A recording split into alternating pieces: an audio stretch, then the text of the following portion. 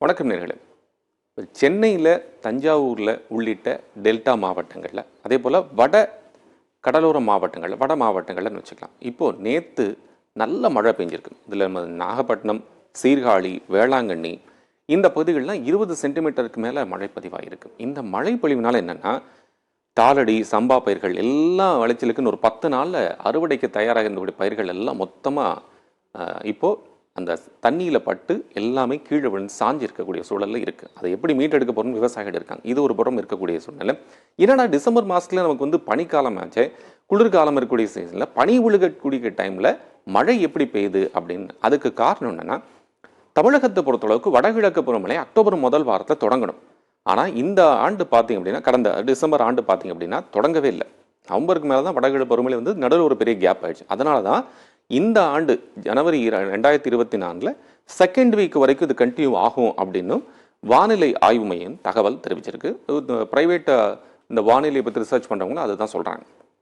Right. ஒன்று இதில் என்னென்னா, வடகிழக்கு ட்ராவல் ஆகி வரக்கூடிய இந்த மழை என்ன ஆகுது அப்படின்னா, இங்கிருந்து ஒரு சுழற்சி, கீழேருந்து ஒரு சுழற்சி வரும்போது இந்த சுழற்சி இந்த மேகங்களை தக்க வைக்கிறதுனால இந்த வடகிழக்கு பருவமழை இது அப்படியே அந்த மேகங்களை நகர்த்திட்டு போய் இந்த பகுதிகளில் இருக்கக்கூடிய மழைப்பொழிவை உண்டாக்கியிருக்கு. இதில் தென் தமிழகத்திற்கும் சரி, வட தமிழகத்துக்கும் சரி, இந்த ரெண்டு பாட்டை பிரித்தாலுமே மழைப்பொழிவு இருக்குது அப்படிங்கிறத பார்க்கணும். பொதுவாக நமக்கு வடகிழக்கு பருவமழையில் நமக்கு இந்த வட கடலோர மாவட்டங்கள், வட மாவட்டங்கள்லையும் உள் மாவட்டங்களையும் மழை இருக்கும். தென் மாவட்டங்களில் பெருசாக மழை இருக்காது. ஆனால் கடந்த மாதம் பார்த்தீங்க அப்படின்னா தூத்துக்குடி, கன்னியாகுமரி, நாகர்கோவில், தென்காசி இந்த பகுதிகளில் கடுமையான மழை, இந்த சாத்தான்குளம், ஏரல்கோயிலில் நிறைய மழை இருந்தது. அதனால் மக்கள் கடுமையான அவதிக்குள்ளானாங்க. இன்று வானிலை ஆய்வு மையத்தினுடைய ஸ்டேட்டஸ் என்ன அப்படின்னா, இன்னும் அடுத்த 2 நாளைக்கு மழை தொடரும் வேறு சொல்லியிருக்காங்க. இப்போது வானிலை ஆய்வு மையத்திலேருந்து வந்திருக்கக்கூடிய தகவல் படி பார்த்தாலே அடுத்து 2 தினங்கள் 3 தினங்களுக்கு மழை பெய்யறதுக்கு வாய்ப்பு இருக்குன்னு சொல்கிறாங்க. அதுக்கு காரணம் என்ன சொல்கிறாங்கன்னா, இங்கிருந்து வரக்கூடிய ஒரு அழுத்தம், இங்கிருந்து வரக்கூடிய ஒரு சுழற்சி, வளிமண்டலத்தில் இருக்கக்கூடிய ஒரு சுழற்சி, மேலிருந்து வரக்கூடிய அந்த வடகிழக்கு பருவமழை, இந்த பருவமழையோடு இந்த சுழற்சி சேரும்போது ஆங்காங்கே என்ன ஆகுதுன்னா அதிகனமழை, கனமழை, லேசான மழை பெய்யறதுக்கு வாய்ப்புகள் இருக்குது. இப்படித்தான் கடலூர் உள்ளிட்ட பல பகுதிகளில் நம்ம சொன்ன மாதிரி நாகப்பட்டினம், வேளாங்கண்ணி இந்த பகுதிகளில், சீர்காழியெல்லாம் அதிகனமழை பெஞ்சிருக்கு. 20 சென்டிமீட்டருக்கு மேலே மழை பெஞ்சிருக்கு 24 மணி நேரத்தில். சென்னையிலே பார்த்தீங்க அப்படின்னா பெரிய அளவுக்கு மழை பெஞ்சிருக்கு. காரணம்னா கன்சிஸ்டண்ட்டாக நமக்கு மழை இருந்தனால பெரிய மழையே தெரியல. கனமழை இல்லைன்னா கூட கண்டினியூஸாக மழை பெஞ்சிருக்கு. இது கிரவுண்ட் வாட்டர் நமக்கு இன்க்ரீஸ் ஆகிருக்கு அப்படின்னு நம்ம சொன்னாலும் கூட, இதனால் நேற்று ஒரு நாள் முழுவதுமே 24 ஹவர்ஸ் மழை பெஞ்சினா மக்கள் கடுமையான அவதிக்குள்ளாயிருக்காங்க. வெளியில் இருக்கக்கூடிய பகுதிகள், சென்னையினுடைய புறநகர் பகுதிகளில் ரொம்ப பாதிப்பு ஏற்பட்டிருக்கு அப்படின்னு சொல்கிறாங்க. காரணம் தண்ணி ஆங்காங்கே தேங்கி நிற்கிறதையும் ஒரு காரணமாக சொல்லப்படுது. இது ஒரு பக்கம் இருந்தால் கூட இந்த மழை எப்போ வரைக்கும் தொடரும் அப்படின்னு நீங்கள் பார்க்கலாம். இந்த நமக்கு இங்கே இருக்கக்கூடிய இந்த ஃபோர்காஸ்டினுடைய டீட்டெயில்ஸ் நம்ம பார்க்குற மாதிரி. ஸோ இது எப்படி ட்ராவல் ஆக போகுது அப்படிங்கிறதுக்கும், இந்த நாளைக்கு இருக்கக்கூடிய நாளைக்கு 9 மணி 8 மணி வரைக்கும், 8 9 மணி வரைக்கும் இப்படி தான் இருக்க போகுது. அப்போ கண்டினியூஸாக மழை இருப்பதற்கான வாய்ப்புகள் இருக்குது அப்படிங்கிறது தான் இப்போ நமக்கு இதில் இருக்கக்கூடிய தகவல்கள் நமக்கு சொல்லுது. இந்த பகுதிகளை நம்ம பார்க்கும்போது இந்த டென்சிட்டி, இந்த ப்ளூ இருக்கக்கூடிய இந்த ரேஞ்ச் டென்சிட்டி கம்மியாக இருக்குது. ஆனால் இந்த ட்ராவல் ஆகக்கூடிய ரீஜன் நம்ம பார்க்கும்போது இந்த மழை ஷிஃப்ட் ஆகிறத நம்ம பார்க்கலாம். பட் ஒரு ஒரு ஒரு 2-3 டேஸ்க்கு இந்த ஸ்டேட்டஸ் தான் இருக்கும் அப்படிங்கிறதையும் பார்க்க முடியும். பாருங்க எப்படி இருக்கு பாருங்க. அப்போ கூட இந்த இடத்துல ஒரு பெரிய மழை பெய்யறதுக்கு வாய்ப்பு இருக்கு. நமக்கு இந்த ரீஜன்ல நமக்கு மழை பெய்யறதுக்கு வாய்ப்பு இருக்கு. பட் மத்திய பகுதியாக இருக்கக்கூடிய திருச்சி அந்த பகுதிகளில் மழை இருந்து அடுத்த பகுதிக்கு கேரளா நோக்கி அந்த பருவமழை ஷிஃப்ட் ஆகுது. இதுக்கு என்னன்னா இன்னும் ஒரு வார காலம் ஆகலாம் அப்படின்னு சொன்னா, அடுத்து வரக்கூடிய 2 தினங்களுக்கும் தமிழகத்தினுடைய பல பகுதிகளுக்கு மழை பெய்வதற்கான, அதுவும் கனமழை பெய்வதற்கான வாய்ப்புகள் இருக்கிறது. இன்னும் இங்கே இருக்கக்கூடிய இந்த சுழற்சி அப்படியே நின்றுச்சு அப்படின்னா இங்கே இருக்கக்கூடிய இந்த மேகக்கூட்டங்கள் இங்கேயே தான் இருக்கிறதுக்கான வாய்ப்பு இருக்குது. நம்ம இது புதன்கிழமை டியூஸ்டேவுடைய நாளைக்கு நைட்டு வரைக்கும் கூடிய ஸ்டேட்டஸை பார்க்கணும். பட் இந்த ரீஜனை பொறுத்தளவுக்கு, தமிழகத்தினுடைய இந்த ரீஜனை பொறுத்தளவு நேற்று புதுச்சேரியில் ஹெவி ரெயின் இருந்திருக்கு. அதனால தான் மக்கள் கடுமையான அவதிக்குள்ளாகி இருக்காங்க அப்படிங்கிறத நம்ம தரு. இதில் ஐஎம்டியிலேருந்து என்ன சொல்கிறாங்க அப்படின்னா, எங்கெந்த எவ்வளோ மழை பதிவாகி இருக்குது அப்படிங்கிறத கணக்கிட்டு காமிச்சிருக்கேன். நம்ம முன்னாடியே சொன்ன மாதிரி 100 மில்லிமீட்டருக்கு மேலே மழை பொழிவு இருக்கக்கூடிய பாருங்க. 1 2 3 4 ஆக இந்த இடங்களை பார்க்கின்ற போது 100 மில்லிமீட்டருக்கு மேலே மழை பதிவாகி இருக்கு அப்படிங்கிறத இந்த டேட்டா நமக்கு சொல்லுது. இப்போ நம்ம இங்கே பார்க்கலாம், சென்னையில் மீனம்பாக்கம், எக்மோர், நுங்கம்பாக்கம் இந்த பகுதிகளில் பார்த்தீங்கன்னா சென்னையில் வந்து எண்ணூரில் மட்டுமே 93 மில்லிமீட்டர், கிட்டத்தட்ட 9 சென்டிமீட்டர் மழை பதிவாகி இருக்கு அப்படிங்கிறத பார்க்க முடியுது.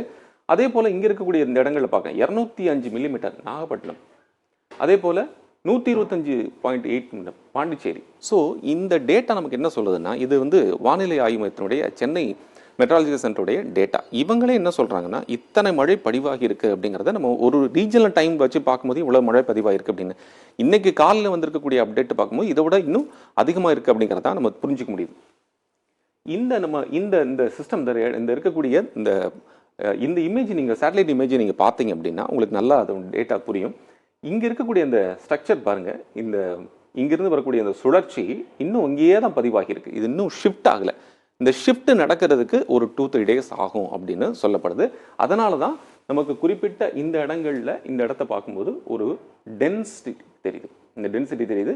அப்போ இங்கே இந்த டிராவல் இந்த வானிலை ஆய்வு சொல்லியிருக்கிறது படி தென் பகுதிகளில் திருநெல்வேலி, தூத்துக்குடி, தென்காசி இந்த பகுதிகளில் ஹெவி ரெயின் இருக்கிறதுக்கான வாய்ப்பு இருக்குது அப்படின்னு சொல்லி கனமழை பெய்வதற்கான வாய்ப்புகள் இருக்குது. சென்னையை பொறுத்தளவுக்கு அங்கங்கே ஒரு சில இடங்களில் மழை பெய்யும்னு சொல்லியிருக்காங்க. குறிப்பாக வட கடலோர மாவட்டங்களில் மழை பெய்வதற்கான வாய்ப்புகள் இருக்குது அப்படிங்கிறதான் இந்த பிக்சர் நமக்கு காமிக்குது. இது வந்து நம்ம வார்னிங்ஸ் சிக்னேச்சர் நம்ம பார்க்குறோம். இது பாருங்கள், வட கடலோர மாவட்டங்கள் செங்கல்பட்டு, கடலூர், நாகப்பட்டினம் இது போல இங்கே இருக்கக்கூடிய அனைத்து பகுதிகளும் இருக்கிறத பார்க்க முடியுது. இது இன்னைக்கான அறிவிப்பு மட்டும் தான் இருக்குது. இன்னும் 2 நாளைக்கு வரக்கூடிய சமயங்களில் அது மாறும். இந்த கிரீன் இருக்கக்கூடிய போர்ஷன் வந்து பெரிய அளவுக்கு பாதிப்பு இல்லை அப்படின்னு சொல்லப்பட்டாலும் கூட பாருங்க ஆரஞ்சு அலர்ட் கொடுத்துருக்காங்க. பாருங்க ஆரஞ்சு அலர்ட் நமக்கு இருக்குது. எல்லோ பொறுத்தளவுக்கு கவனிக்க வேண்டிய விஷயம் மாவட்டங்கள் நம்ம ராணிப்பேட்டை, செங்கல்பட்டு, அதே போல் கடலூர், சென்னை, பாண்டிச்சேரி உள்ளிட்ட பல்வேறு தமிழகத்தினுடைய மாவட்டங்கள் சரி, பாண்டிச்சேரி, காரைக்கால் பகுதிகளிலும் நாளைக்கு வந்து எல்லோ அலர்ட் இருக்குது, ஆரஞ்சு அலர்ட் இருக்குது. இன்னொரு 24 ஹவர்ஸ்க்கு. இந்த 24 ஹவர்ஸுங்கிறது கண்டினியூ ஆகுது. இப்போ நம்ம நேற்றுலேருந்து கண்டினியூ ஆகுது, இன்றைக்கும் கண்டினியூ ஆகுது. நெக்ஸ்ட் 24 ஹவர்ஸ் அப்படின்னு சொல்லியிருக்காங்க. அடுத்து வரக்கூடிய இன்னும் 28 மொத்தமாக 48 ஹவர்ஸ் பார்த்தீங்க அப்படின்னா டெஃபினட்டாக மழை இருக்குது அப்படிங்கிறது தான் வானிலை ஆய்வு மையத்தினுடைய தரவுகளாக இருக்குது. ரெண்டாவது, அந்த மேக கூட்டங்கள் வந்து அங்கேயே இருக்கு அப்படிங்கிறது தான் நமக்கு தெரியுது. இதில் பார்க்கலாம் மழைக்கான வாய்ப்பு எப்படி இருக்கு அப்படிங்கிறது. இங்க பாருங்க, இது வந்து எப்படி ஷிஃப்டாக இருக்கு அப்படிங்க பார்க்கலாம். இது வந்து செவ்வாய்க்கிழமை பொறுத்தளவுக்கு இன்றைய நிலவரத்தை பார்க்கும்போது நமக்கு அதனுடைய டென்சிட்டி எவ்வளோ இருக்குது அப்படிங்கிறது தெரியுது. இதுதான் இந்த அளவுக்கு மழை பெய்யும். இந்த டார்க்காக இருக்கக்கூடிய பகுதி வந்து அதிக கனமழை பெய்வதற்கான வாய்ப்புகள் இருக்குது அப்படிங்கிறதான் சொல்கிறது. ஸோ தஞ்சாவூர், புதுக்கோட்டை, காரைக்குடி, மயிலாடுதுறை, நாகப்பட்டினம் இந்த பகுதிகளில் அதிகமான அளவுக்கு மழை பெய்வதற்கான வாய்ப்புகள் இருக்குது அப்படிங்கிறதான் இருக்குது. அதனால் மக்கள் கொஞ்சம் எச்சரிக்கையோடு இருக்கணும். வெளி இடத்துக்கு போகக்கூடிய மக்கள் இந்த மழைக்கான வார்னிங் இருக்குது அப்படிங்கிறதையும் கொஞ்சம் கவனத்தில் வச்சுருக்கணும். ஏற்கனவே தூத்துக்குடி, சாத்தன்குளம் இந்த பகுதிகளில் அதிகனமனால் மக்கள் கடுமையாக பாதிக்கப்பட்டாங்க. தஞ்சாவூரில் நேற்று பெஞ்ச மழையினுடைய அளவு ரொம்ப அதிகமாக இருந்தது. அதே போல் நாகப்பட்டினம், கடலூர் மாவட்டங்களையும் ரொம்ப அதிகமான மழை பொழிவு இருந்திருக்கு. மக்கள் பாதுகாப்பாக இருக்கும் அப்படிங்கிறது தான் இது மூலிமா நம்ம சொல்ல வருது. அடுத்த 2 தினங்களுக்கு கண்டிப்பாக வடகடலோர மாவட்டங்களையும் டெல்டா மாவட்டங்களையும் மழை பெய்வதற்கு ஒரு சில இடங்களில் அதி கனமழை பெய்வதற்கு வாய்ப்பு இருக்குது. ஒரு சில இடங்களில் கனமழையும், ஒரு சில இடங்களில் லேசான மழை பெய்வதற்கும், சென்னை பொறுத்தவரைக்கும் லேசான மழை பெய்வதற்கான வாய்ப்புகள் இருக்குது. அதி கனமழை பெய்வதற்கான வாய்ப்புகள் இல்லை.